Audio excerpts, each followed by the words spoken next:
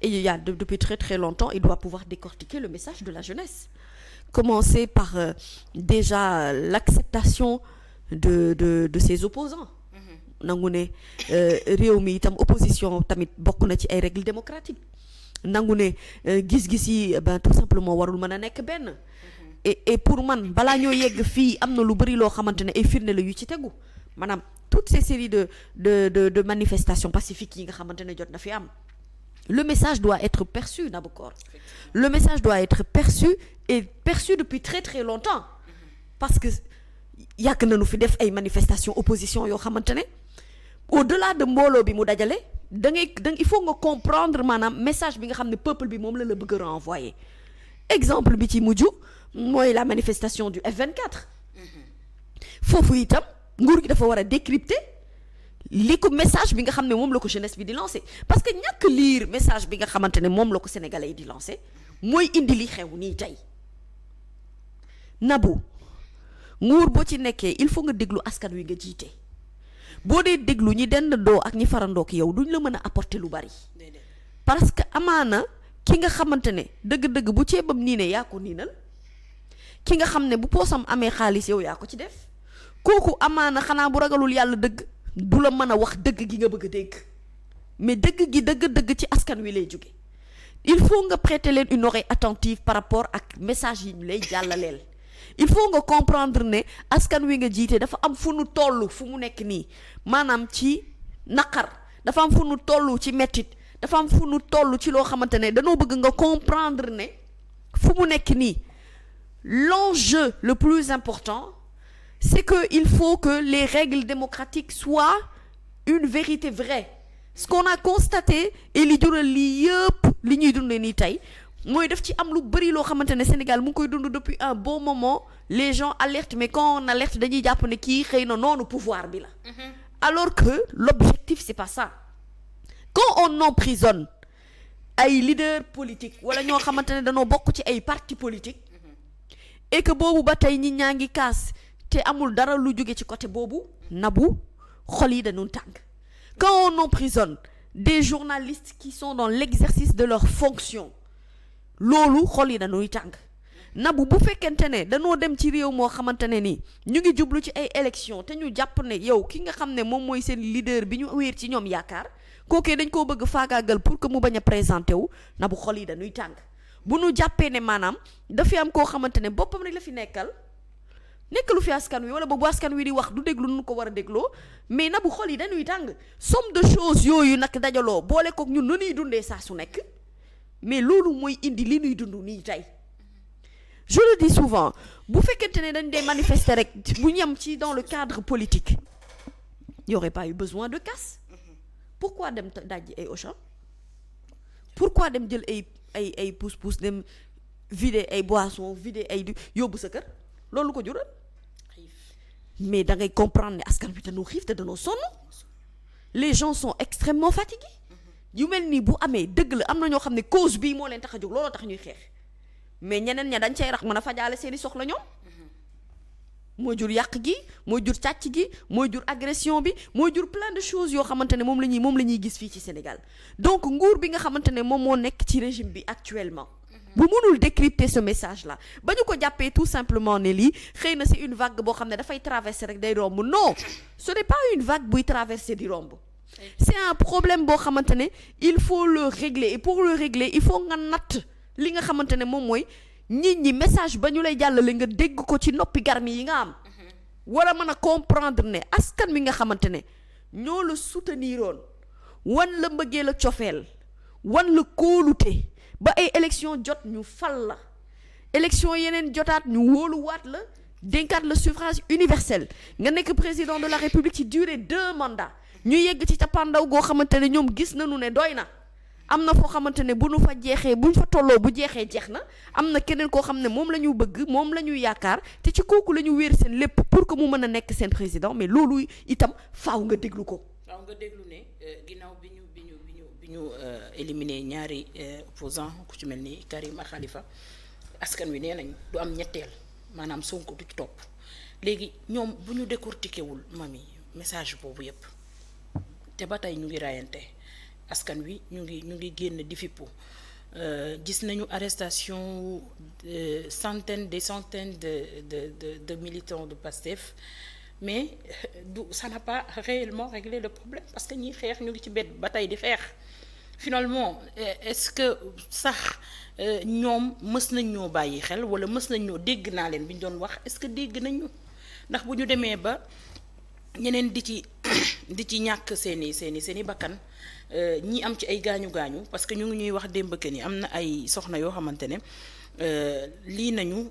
dañ leen a daanaka seen tànk yi dafa dagg daanaka ndax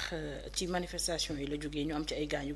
am ñoo xam ne seen biir kër lañ leen fekk di leen boomi lacrymogène. mais loolu du yoon. mais finalement lan la ñu bëgg fan la ñu bëgg yóbbu Sénégal ak fan lañ jëm effectivement parce que est-ce que sax xel xalaat na des élections en 2024 Ousmane Sonko bañ ci bokk aussi est-ce que finalement lii rayul dialogue bi nga xam ne ñu ngi ko doon rumbanaak boobu ba tey. Bon mais man moom personnellement je reste sur ma conviction man moom sincèrement pour man maanaam Naboucor gis nga boo nee da ngay dialoguer da ngay waxtaan parce que da nga bëgg mettre un peu les choses au même niveau, mettre les points sur les i ou trouver peut-être des accords yoo xam ne des pistes de sortie yoo xam ne fa la jàmm mën a soqe ko parce que gis nga Naboucor ku xamul safaan xamul guerre rek moo koy yéene après yow ku ko xamul parce que yi ngay wax ni yëpp c'est des conséquences de la violence en réalité. Moi je veux un Sénégal de paix et je reste sur cette conviction là parce que yéen gi mooy bu ñu xëyee kenn ku ci nekk nga mën a doxi sa ay activités nekk ci jàmm quoi boo dee xiif boo dee sonn sax nga am jàmm ndax jàmm nag lu ko waaye jëndee jar na ko te jàmm ci la lépp xëy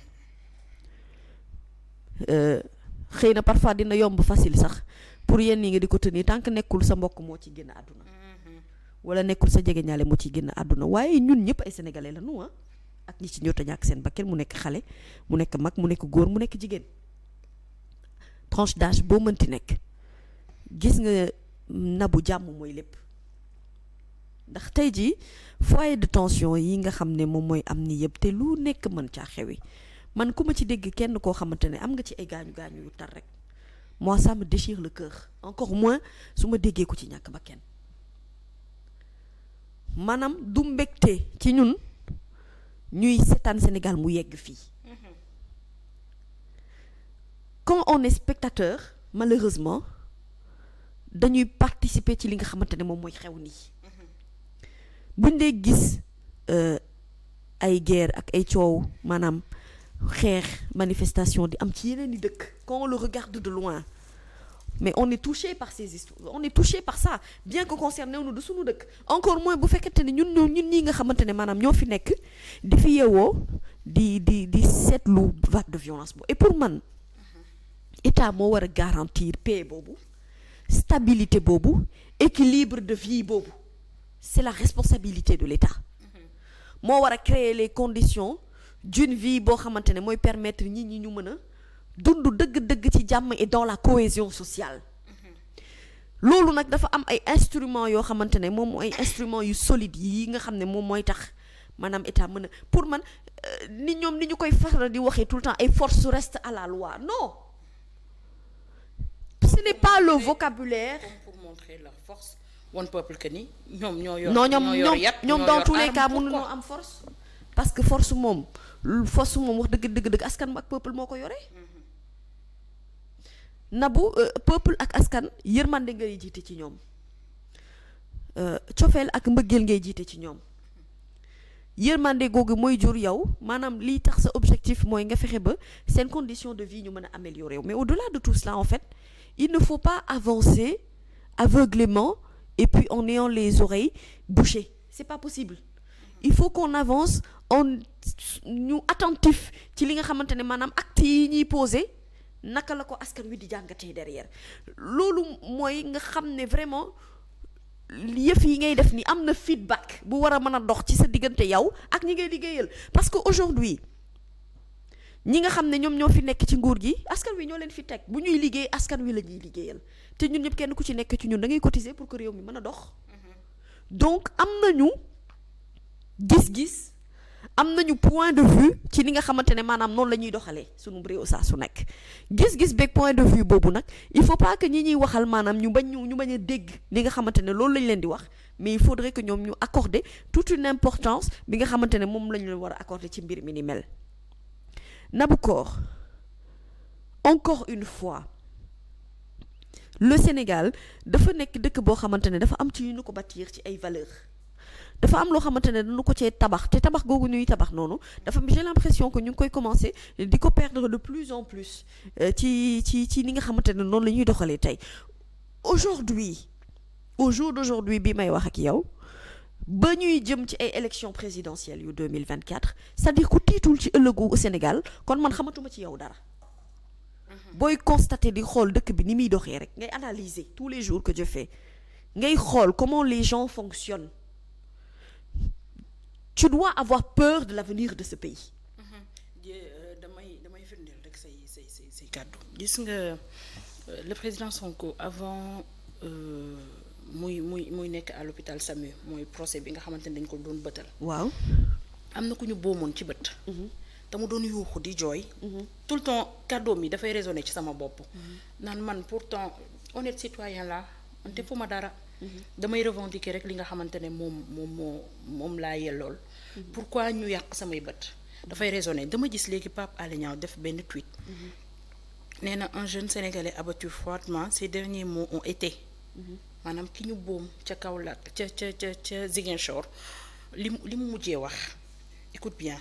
nee na oh les gars pare naa ci combat bi protéger leen président Sonko. En traduction littérale, c'est fini pour moi, ils m'ont atteint, je vais mourir, mais continuer le combat et protéger Sonko. Le peuple pleure. T'as vu les mots qu'il a eu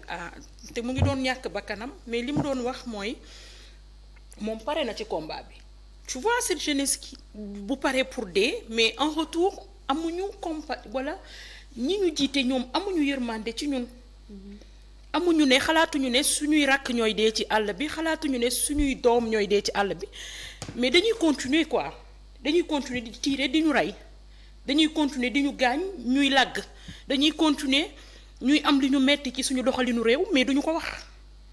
Vous imaginez ces paroles qu'il a tenues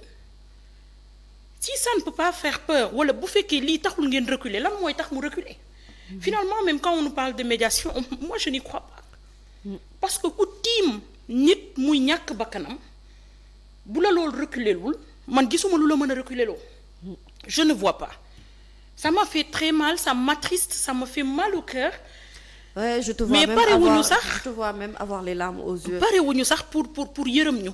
parewuñu pour xalaat ni suñuy frères ñooy dee. Hier la maman du jeune garçon de 12 ans qui a été tué à Kër Mbaye Fall. Quand tu la vois mu yuuxu di tëb di dal et je pense que c'est sa tante qui a fait une vidéo nee na xale bi 12 ans la am ñaari bal lañ ko dóor ci bopp. Mais vous imaginez dans quel pays sommes-nous? Le Sénégalais n'est pas violent. Lenn lañ leen wax bu leen laal Ousmane Sonko ñoom loolu la ñu wax cette jeunesse lii la ñu wax mais may leen loolu organiser des élections transparentes ñi war a bokk ñi warta bokk bañ a bokk peuple bi nekk ci jàmm si je demande Mamy est-ce que c'est trop demandé? Est-ce que cette jeunesse a trop demandé? Voilà, il faut que ñu fexe boom ci max de personnes pour faire reculer la majeure partie de cette population. Pourquoi en arriver là? Ça m'attriste et ça me fait mal, vraiment mal au cœur de voir que sax dañuy toll foo xamante ne Sénégalais bi nga xam ne violent wul woon pare na pour ñàkk bakkanam. Ouais. Je comprends très bien. Tes larmes le justifient. Je comprends très bien état d'esprit bi nga xamante ne moom nga nekk cette colère bi nga xam ne moom ngay ressentir et surtout le fait que tu sois attristé jusqu'à en avoir les larmes aux yeux. Mbayante boo ñu mënee may transition bu ndaw rek le temps de revenir à ñu dellu soit à de meilleurs sentiments d'ici quelques minutes pour reprendre ce plateau. Ça va permettre à Nabou de revenir sur ci état bu normal ci émotion mi qu'on comprend naturellement parce que bu ñuy ñaan jàmm ci réew lii moo tax et pour man jàmm joojee comme je l'ai dit état bi moo ko war a garantir askan